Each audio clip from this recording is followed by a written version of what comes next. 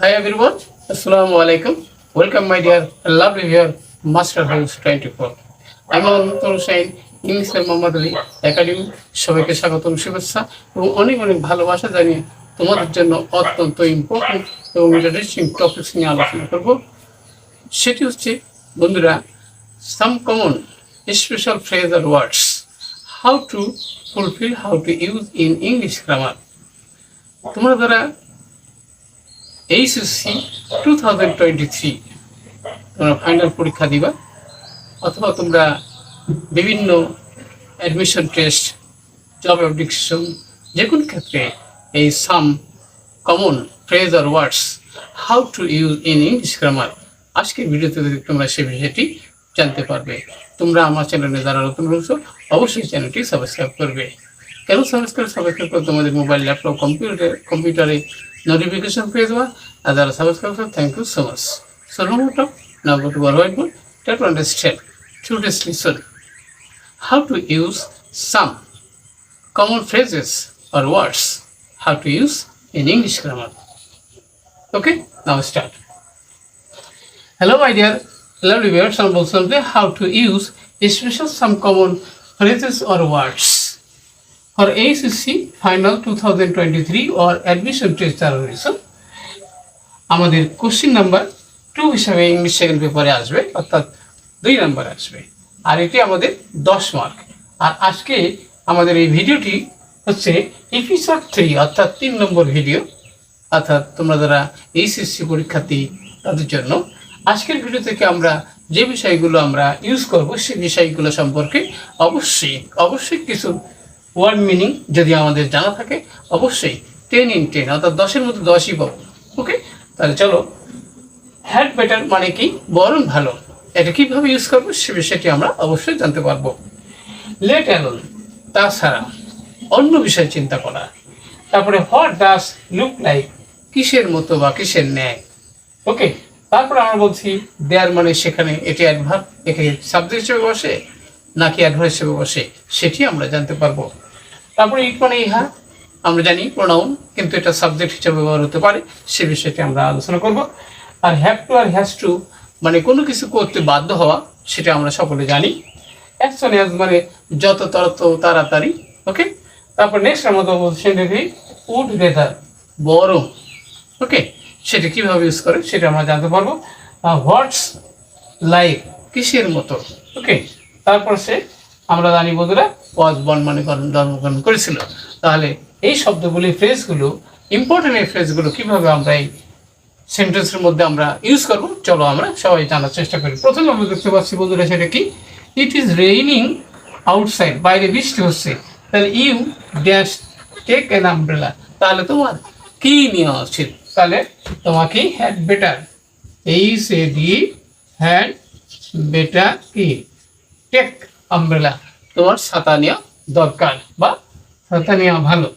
He can not read newspaper, সে খবরের কাগজ পড়তেই পারে না। আর সে জায়গায় এডিট নিউজ পেপার খবরের কাগজ সে সম্পাদনা করা, তাহলে সেক্ষেত্রে কি হতে পারে, সেক্ষেত্রে আমরা জানি বন্ধুরা যে লেট অ্যালোন। ওকে, আর সেখানে সে কি খবরের কাগজ সম্পাদনা করার চিন্তা করে। ওকে, নেক্সট কথা বন্ধুরা সেটা কি, এখানে বন্ধুরা ভার্ব আছে কিন্তু এখানে সাবজেক্টের দরকার। তাহলে কি ধরনের সাবজেক্ট দরকার, তাহলে আমরা জানি বন্ধুরা দেয়ার, এটাকে ইন্ট্রোডাক্টরি সাবজেক্ট বলা হয়। সেন্টেন্সের শুরুতে ভার্ব রয়েছে কিন্তু তার আগে এখানে, তাহলে অবশ্যই এখানে আমরা লিখবো কি দেয়ার হবে। There lived a wise man but he was not well known to all, সকলের কাছে পরিচিত ছিল না। ইউ লুক টায়ার্ড, তোমাকে ক্লান্ত দেখায়। এখানে আমার কাছে মনে হয়, তাহলে এখানে বস্তুবাচক হলে তার পরিবর্তে আমরা ব্যবহার করি কি আইটি, ইট মানে কি ইহা। তাহলে it appears to me that you have work hard, তুমি কঠোর পরিশ্রম করেছো। Next, smile is a symbol of versatile genius, অসাধারণ প্রতিভার প্রতীক smile. Into a needy family, গরিব পরিবারে তার কি হয়েছিল, তাহলে জন্ম হয়েছিল। তাহলে আমরা লাগবো কি যে ওয়াজ বর্ন, তার জন্ম হয়েছিল একটি অভাব পরিবারে, গরিব পরিবারে। ডাইনোসরের কথা আমরা অনেকেই শুনেছি, কিন্তু কি এখানে আমরা লিখবো কি যে হোয়াটস, হোয়াটস কি লুক, লুক লাইক ডাইনোসর দেখতে কেমন, হ্যাভ ইউ সিন তুমি কি দেখেছো।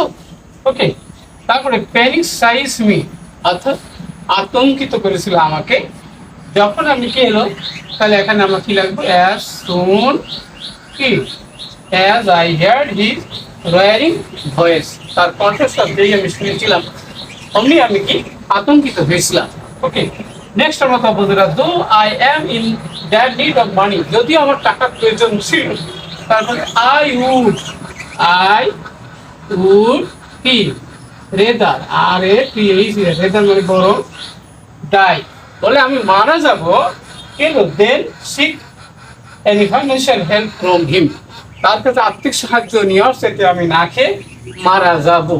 ওকে, নেক্সট আমাদের বলতে সেটা কি student dash prepare their notes by themselves, তাহলে ছাত্রদেরকে কি করতে হবে, ছাত্রদের করতে হবে, তাহলে এখানে হ্যাভ টু লিখতে হবে, কোনো কিছু করতে বাধ্য হলে তাহলে the student have to prepare their notes by themself.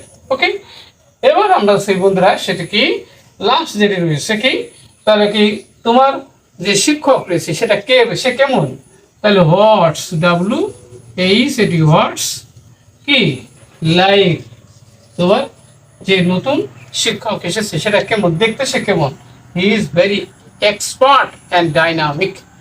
আশা করি বন্ধুরা আজকের ভিডিও থেকে আমরা জানতে পারলাম some special common phrase or words কিভাবে ইউজ করে মনোভাব আমরা ফুলফিল করতে পারি, যে কোনো সেন্টেন্সকে কমপ্লিট করতে পারি। আজকের ভিডিওটি অবশ্যই তোমাদের ভালো লেগেছে, ভালো লাগলে লাইক শেয়ার তো করবেই, আর কি বিষয়ে ভিডিও চাও দ্রুত কমেন্টস করে জানিয়ে দাও। সবাই সুন্দর এবং সাকসেসফুল জীবন কামনা করি এখানে বিদায় নিচ্ছি। আসসালামু আলাইকুম।